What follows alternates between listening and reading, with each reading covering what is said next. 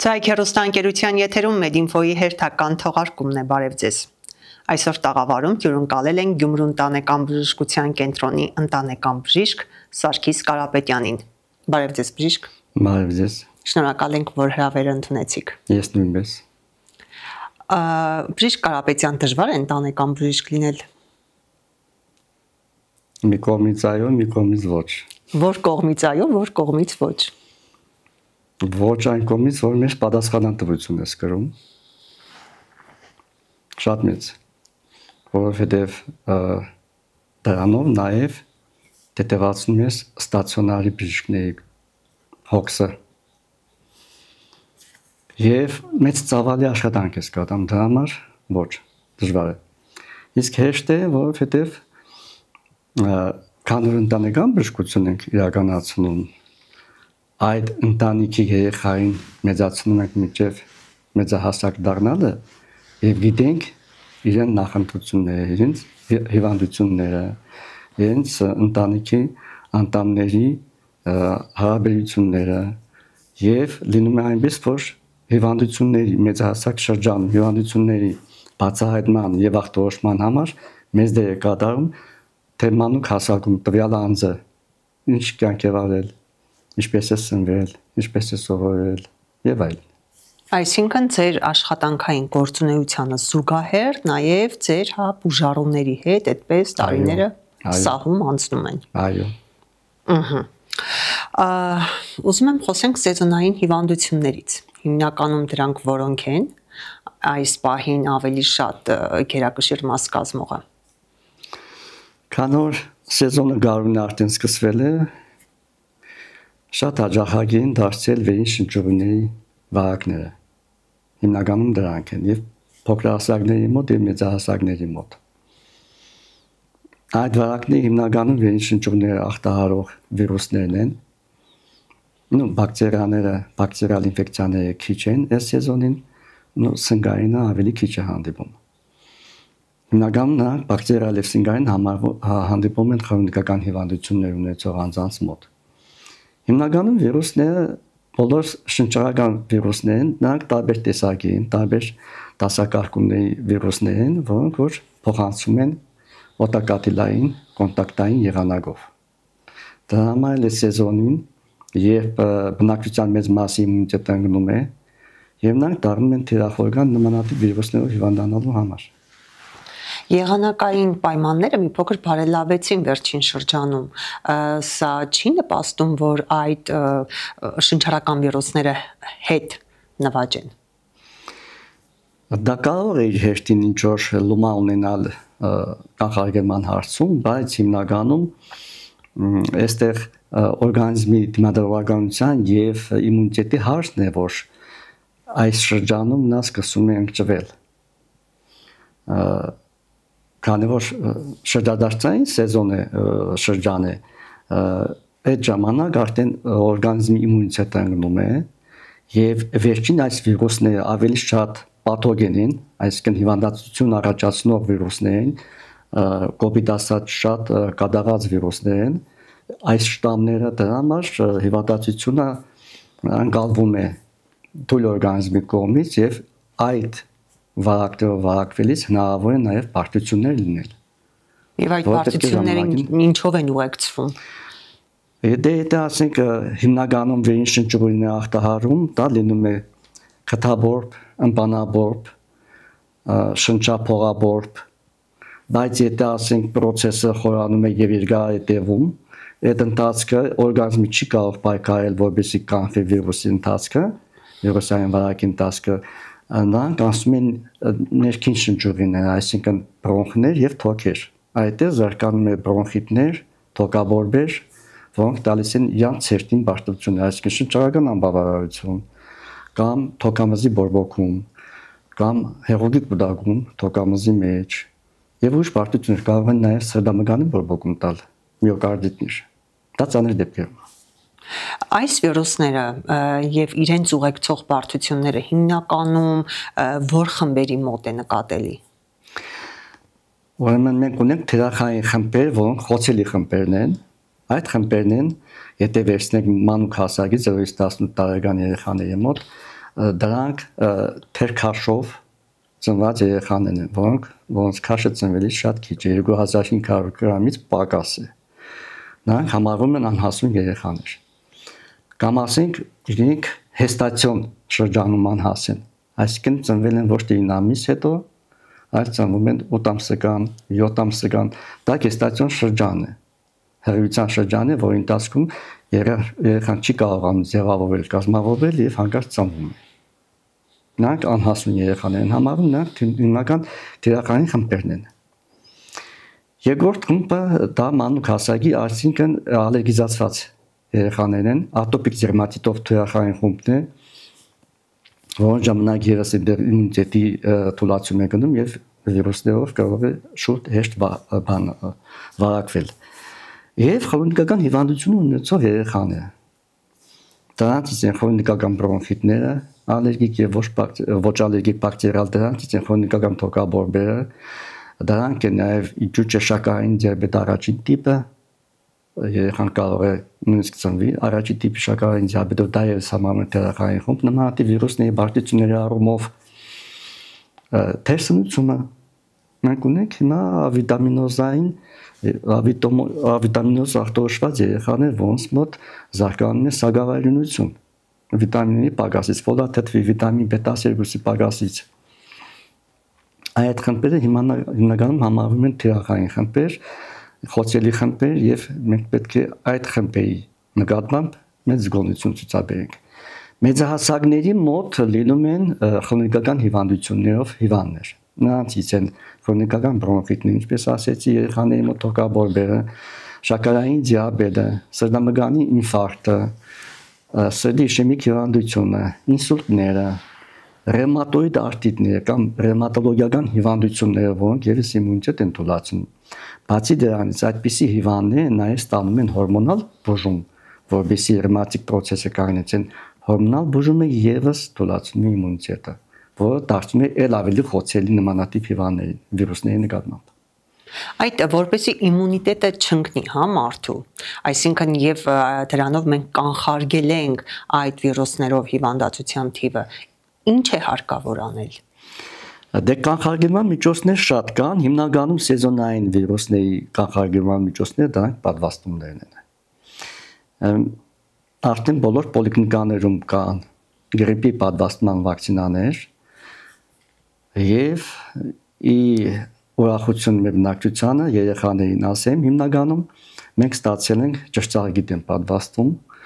որը երբեք չենք ունեցել։ Սա առաջին տարին է։ Այո, չենք ունեցել եւ ստացել ենք փետրվարից արդեն սկսում ենք պատվաստել 1 տարեկան երեխաներին։ Հետո տարիների ընթացքում երևի ուրիշ թիրախային խմբեր ընտրենք, խոցելի խմբեր ընտրենք, որոնց պետք է նաեւ պատվաստել։ Այսինքն մեծ տարեկի կամ ասենք հղիությունը պլանավորող կանանց պատվաստել, որպեսզի հղիության ընթացքում հանգած նրանք ճաշակով չհիվանդանան։ Դիսպանսեր հսկողության տակ գտնվող քրոնիկ հիվանդությունները հիմնականում որոնք են։ Դիսպանսեր հսկողության տակ գտնվող հիվանդությունները շաքարային դիաբետ, առաջի երկրորդ տիպը, սրտի իշեմիկ հիվանդությունը, զարգերագային հիպերտենզիան, առաջնային կամ երկրորդային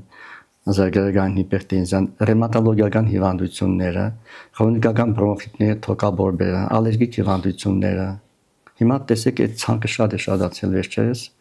ուրիշ հիվանդություններ կան, որոնք որ քրոնիկական սագավայրունությունները, անեմիան։ Դեռ ընկնում է հեմոգլոբինը, ընկնում է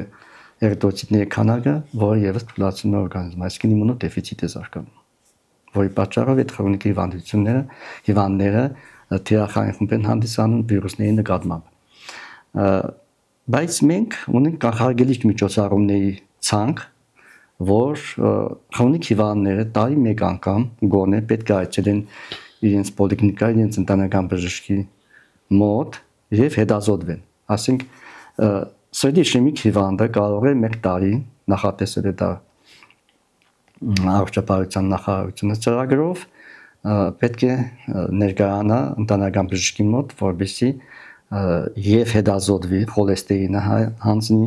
եւ եթե կարելի է նաեւ սրտագրությունը անի եւ բժիշկը այնտեղ տեսնի ինչ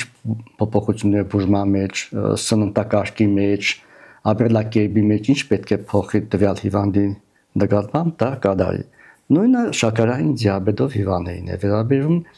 նրանք են ներկայանում, որովհետեւ ստուգեն պարտությունների արկայություն կա թե չէ, այսինքն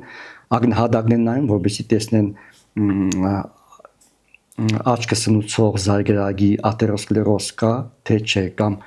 տեսողական ներվի նևրիտ կա, որը թուլացել է տեսողությունը թե չէ, այսինքն ժամանակին կախարդել է այդ պարտությունները։ Նաև երիկամների ֆունկցիան է ստուգում, որովհետեւ ժամանակին հայտնաբերենք երիկամի ֆունկցիայի խանգարումը, դա կրեատինինի եւ միզաթթվի միզանյութի ստուգումն է, լաբորատոր, որ կանխենք շաքարային դիաբետի պարտությունը երիկամների վրա։ Նյարդերի վրա ևս կա շաքարային դիաբետի նեյրոպաթիաների ժամանակ մենք պետք է կանխարգելենք, որ գլյուկոզան որպես բարձր թվերի գլյուկոզան մեջ հանդիսանում է թույն, որը ախտահարում է նյարդային համակարգի վերջույթները եւ տալիս է քրոնիկական մզմզացող, թմրացնող ցավեր շաքարային դիաբետով հիվանդների մոտ, մանավանդ ոտնաթաթերի, դաստակի մատների եւ այլն։ Փաստորեն պետությունը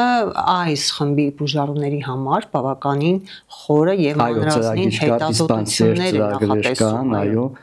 որ պետք է կան։ Պետք է չզլանալ եւ գալ։ Իհարկե։ Իսկ շատ են զլացողների թիվը։ Այո։ Մենք գիտենալով հանդերձ։ Իսկ հետո դժգոհում եմ, որ ամեն ինչ թանկ է, ամեն ինչ վճարովի է։ Իսկ պետությունը տալիս է այս հնարավորությունը։ Այո, մինիմումը ապահովում են, նրանք նույնիսկ այդ մինիմումից չեն ուզում օգտվել։ Մենք գիտելանով, որ մեր ասենք թե տեղամասում կա այսքան սրտի հիվանդ, այսքան շաքարային դիաբետով հիվանդ, մենք նախորդ տարին նոր սկսվի զանգում ենք, հրավիրում ենք, որ կան տարին մեկ անգամ իրենց ստուգումները կատարեն։ Ովքեր որ գալիս են, ովքեր որ չեն գալիս, քրոնիկական չեն գալիս։ Սրացումներ այս սեզոնին հարիր հիմնականում ինչ ձևով է ուղեկցվում։ Այո, օրինակ քրոնիկական բրոնխիտով հիվանդների մոտ սեզոնը բարենպաստ է սրացումների առումով։ Եթե քրոնիկական բրոնխիտ է կամ տրախեիտ է, այո, սրացում կտա։ Ասթմայով հիվանդները հիմա գարունը սկսվել, եղանակները տակացել են, սկսում են ծառայները բացվել եւ ասթմայով հիվանդներ բրոնխալ ասթմայով հիվանդներ իրենք վատ են զգում, որտեղ ալերգիա ունեն նմանատիպ հոտերից, ծառիների փոշուց եւ այլն։ Դա համար կանխարգելիչ նպատակն այն է, որ նմանատիպ հիվանդները ժամանակին կան, ստուգվեն, որովհետեւ տեսնենք այնտեղ կա արդյոք միայն բրոնխալ ասթմայի երևույթներ, թե կա նաեւ բորբոքային process բրոնխներում, որը ավելի է խորացնում շնչարգելման նոպաները։ Մենք այդ բորբոքումը վերացնենք, հետո նոր ինքը գնա իր պրոֆիլակտիկ քննությունները, այրան անալիզի, ինչ է որ պետք է նախատեսված է դրանք տա։ Որովհետեւ մենք կանխենք եւ նվազեցնենք նոպաների քանակը։ Չէ՞ որ նոպաները իրենք նույն ընկճում են, կծում են կյանքի որակ տվյալ մարդուն։ Ինքը ոչինչ չի կարող անել, այդ նոպայի մեջ է։ 0-ից 18 տարեկանների մոտ հիմնականում որ հիվանդություններն են ավելի առկա։ 0-ից 18 տարեկան երեխաների մոտ հիվանդությունները վերին շնչուղիների ինֆեկցիաներն է, ներքին շնչուղիների ինֆեկցիաներն է, ամառային սեզոններին ինչու չեն նաև աղիքային ինֆեկցիաների սեզոնն է սկսում, այդտեղ կարող է լինել եւ բակտերիալ աղիքային ինֆեկցիաներ եւ վիրուսային աղիքային ինֆեկցիաներ։ Տեսեք, էնտերովիրուսային ինֆեկցիան ինքը ախտահարում է ոչ միայն վերին շնչուղիները, առաջացնում է հազ, խորխարդադրություն, ջերմության բարձրացում, սկլերաների կարմրություն, այն նաև առաջացնում է որովայնի ցավ, լուծ եւ արտահայտվում է նաև մաշկային արտահայտումով, ցան, վիրուսներին բնորոշ ցանավորումով, որը կարող է շփոթել տարբեր վիրուսային ինֆեկցիաներ։ Դա է ուզում հարցնել, իսկ դա շփոթության առիթ չի դա այդ ցանավորումը։ Այո, տալիս է։ Այդ վիրուսները, որոնք ախտահարում են երեք հատ սիստեմա՝ շրջարական, աղիքային եւ մաշկային այդ սիստեմները, որ ախտահարում են, դրանք դժվար ախտորոշվող հիվանդություններ են եւ մեզ մասնակիցներին սկսում են շփոթության մեջ։ Հիմնականում սեզոնային այդ ինֆեկցիաներն են, որոնք որ բան են անում, ասենք գլուխ են բարձրացնում են սեզոններին։ Ձեր խոսքում նաև վիտամինների պակասի մասին նշեցիք, ես կուզենայի եւս մեկ անգամ անդրադառնայինք դրանց։ Ինչի հետևանք է հիմնականում։ Հետևանքները մի քանի պատճառից են լինում ավիտամինոզների, չասենք ավիտամինոզ, ասենք հիպովիտամինոզներ, այսինքն տվյալ վիտամինի քանակությունը օրական ներմուծվող դեպի օրգանիզմ քիչ է,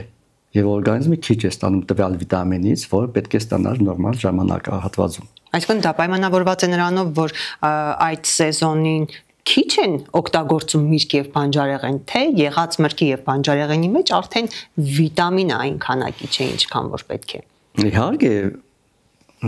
պատճառը նա չէ, որ քիչ են օգտագործում են շատ էլ լավ, բայց իրենց թվում է թե օգտագործում են։ Բայստավորման ժամանակ, ասենք աշունը, կարտոֆիլն է, կաղամբն է, գազարն է, խնձորն է, որ պահում են, ընթացքում մինչև գարուն հասնելը նրանց մեջ վիտամինները պակասում են։ Այդ մեկ։ Երկրորդը, եթե նմանատիպ մրգեր կամ բանջարեղեն պետք է օգտագործենք եւ թերմիկ մշակման ենք տալիս, այդ թերմիկը եփելու ժամանակ, արդեն թերմիկ գործունեության ժամանակ, ներգործության ժամանակ նաեւ վիտամիններն են պակասում։ Ամենաանկայուն վիտամինը թերմիկ վիտամինների մեջ վիտամին C-ն է, որը շատ շուտ քայքայվում է, նույնիսկ 60-65 աստիճան ջերմության տակ, դեռ երման շեմը չի հասել։ Ջուրը ինքը արդեն քայքայվում է։ Կարող ենք ասել, որ այդ պահածոները, որ ամբողջ ամառվա ընթացքում արվում է, դա լրիվ անտեղի է արվում։ Ոչ, պահածոները հենց այդ վիտամինները, որոնք որ սագավանում են տվալ սննդամթերքի մեջ, հենց պահածոյման պահին է։ Հետո որ ինչ մնաց մեջը մնաց, դուք այդպես պահածոյում եք, գարունը բացում եք, ինքը բան չանում, ինչքանով կա մեջը ինքը չի էլ պակասի։ Խոսքս պայստավորված բանջարաբոստանային կուլտուրան եւ մրգերի մասին է խոսքը։ Բայց բոլորի մոտ այն տպավորությունն է, չէ, հատկապես տանտիկինների մոտ, որ թարմը պահում են մինչև, ասենք, գարնանամուտ։ Ամբողջ ձմեռ պահում են թարմը։ Հա, ձեր ասած թարմը դա սառնարանում պահվող, ասենք, դե թարմ միրգը սառնարանում պահում են, հա։ Հետո հալեցնում են եւ ուտում են, հա, այդ նաեւ դա տարբերակներից այդ ժամանակ եւս կորուստ կա, բայց քիչ քանակությամբ։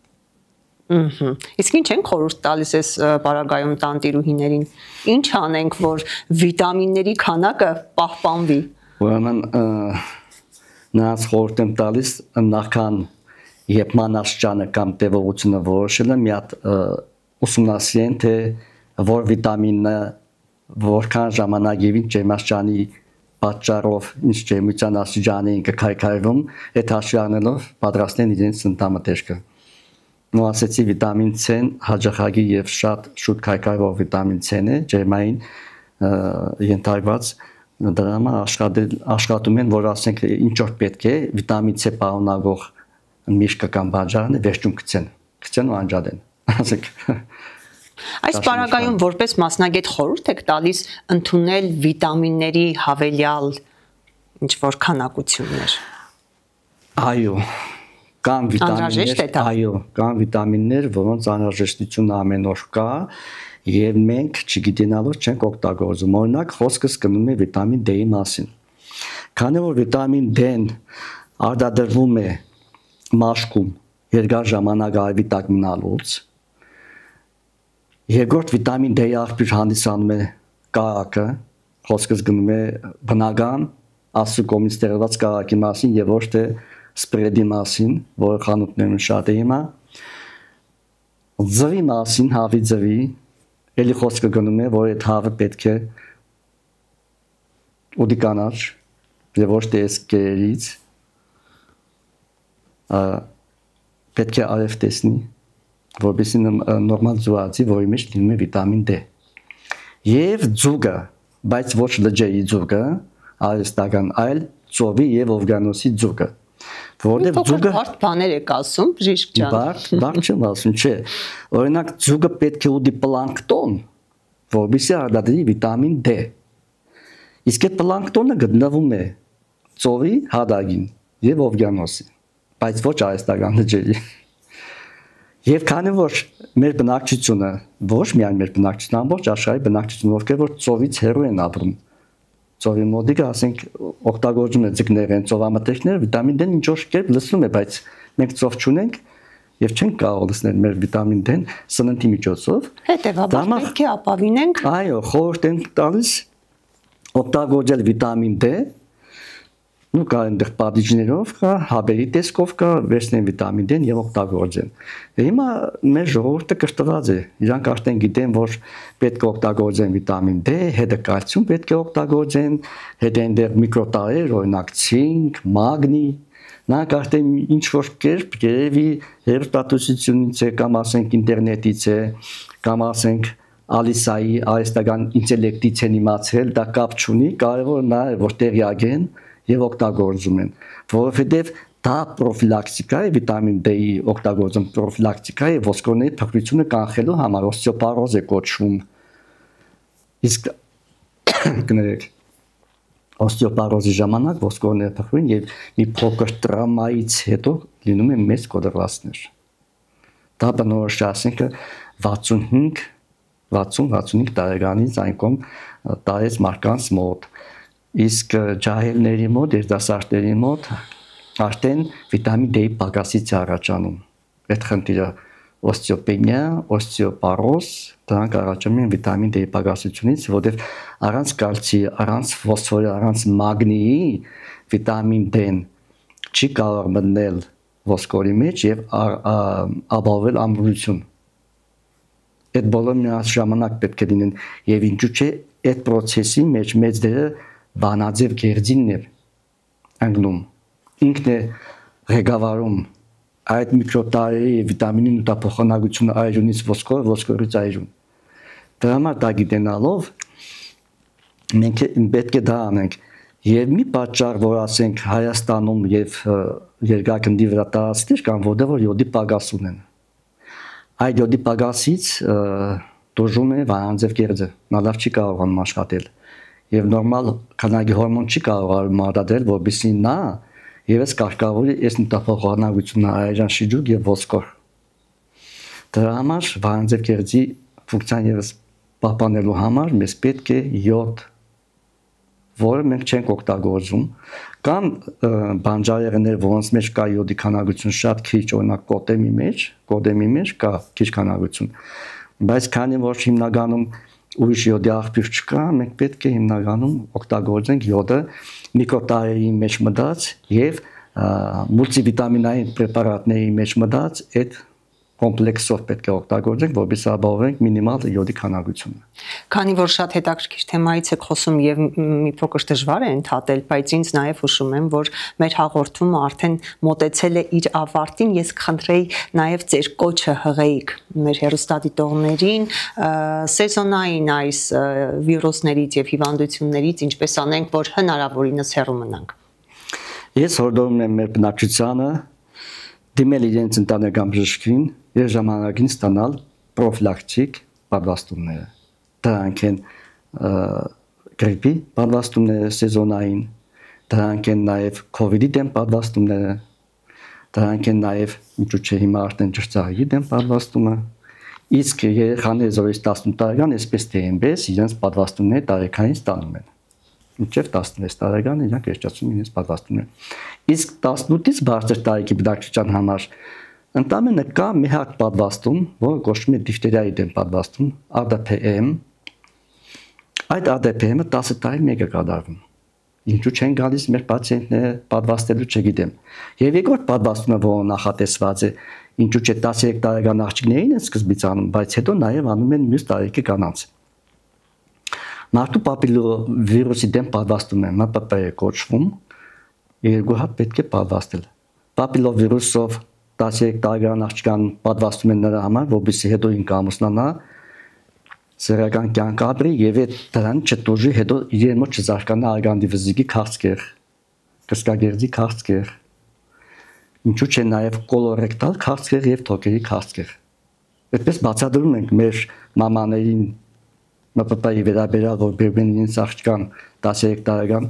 Նրանք վախենալուն բացատրում ենք միևնույն է կան մեջներ հրաժարվող։ Հուսանք ականջալուր կլինեն մեր հեռուստադիտողները։ Հուսով եմ։ Հարգելի հեռուստադիտողներ, իսկ ես ձեզ հիշեցնեմ, որ Medinfo-ի տաղավարում այսօր հյուրընկալել էինք Գյումրու ընտանեկան բժշկության կենտրոնի ընտանեկան բժիշկ Սարգիս Կարապետյանին։ Եղեք առողջ, Medinfo-ն էր եթերում։